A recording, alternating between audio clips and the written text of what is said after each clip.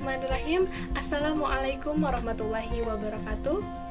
Salam sejahtera untuk kita semua. Semoga kita selalu dalam lindungan Allah Subhanahu wa Ta'ala. Sebelum masuk ke dalam inti dari video ini, izinkan saya untuk memperkenalkan diri terlebih dahulu. Perkenalkan, nama saya Rahayu Ningsih. Saya mahasiswi semester 5 jurusan Pengembangan Masyarakat Islam, Fakultas Dakwah dan Komunikasi, Universitas UIN Sunan Gunung Jati, Bandung. Baik, langsung saja. Pada kesempatan kali ini, saya akan menyampaikan materi mengenai filsafat ilmu dengan tema pertama, filsafat sebagai induk dari beragam ilmu dan pengetahuan.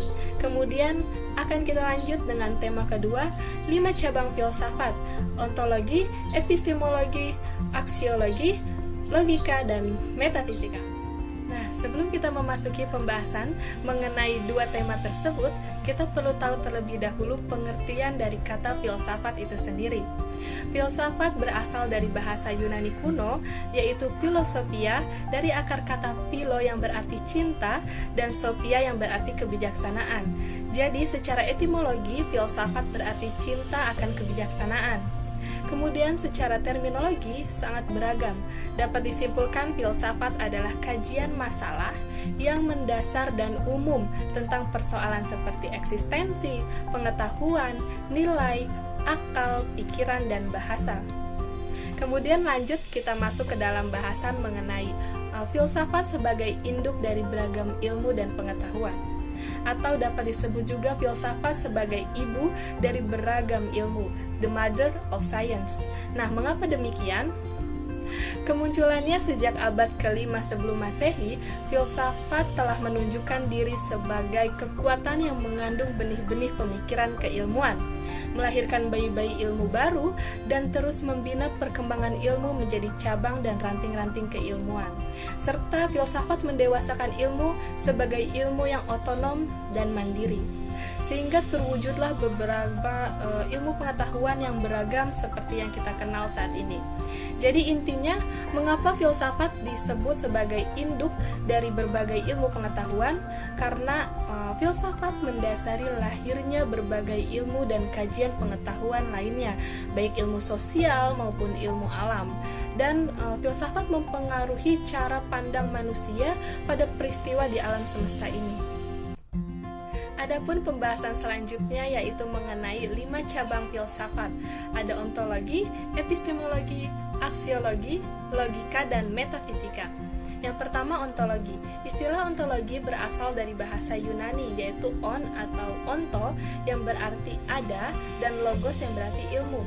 Jadi ontologi sendiri adalah ilmu atau kajian yang membahas tentang sesuatu yang ada atau teori tentang hakikat sesuatu yang ada. Kemudian yang kedua ada epistemologi. Secara etimologi sendiri, istilah epistemologi berasal dari bahasa Yunani, yaitu episteme, dan yang berarti pengetahuan. Kemudian ada logos yang berarti teori. Epistemologi ini di dalam bahasa Inggris dikenal dengan istilah theory of knowledge. Nah, dapat disimpulkan bahwa epistemologi merupakan salah satu cabang filsafat yang mengkaji secara mendalam tentang asal mula pengetahuan, struktur, metode, dan validitas pengetahuan itu sendiri. Nah, yang ketiga ada aksiologi. Aksiologi berasal dari bahasa Yunani, yaitu aksion yang berarti nilai dan logos yang berarti teori, sehingga aksiologi merupakan teori tentang nilai. Aksiologi adalah ilmu yang menyelidiki tentang hakikat nilai itu sendiri. Yang ingin dicapai oleh aksiologi adalah hakikat dan manfaat yang terdapat dalam suatu pengetahuan. Yang keempat ada logika. Logika merupakan cabang filsafat yang menyelidiki lurus atau tidaknya suatu pemikiran kita. Kemudian yang terakhir ada metafisika. Metafisika merupakan cabang filsafat yang membicarakan tentang yang ada. Metafisika membicarakan sesuatu di balik yang tampak. Dengan belajar metafisika, maka seseorang akan mengenal Tuhannya. Nah, itulah 5 cabang dari filsafat dan sedikit penjelasannya.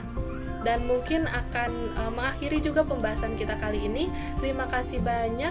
Mohon maaf apabila terdapat banyak kesalahan. Akhirul kalam. Wassalamualaikum warahmatullahi wabarakatuh.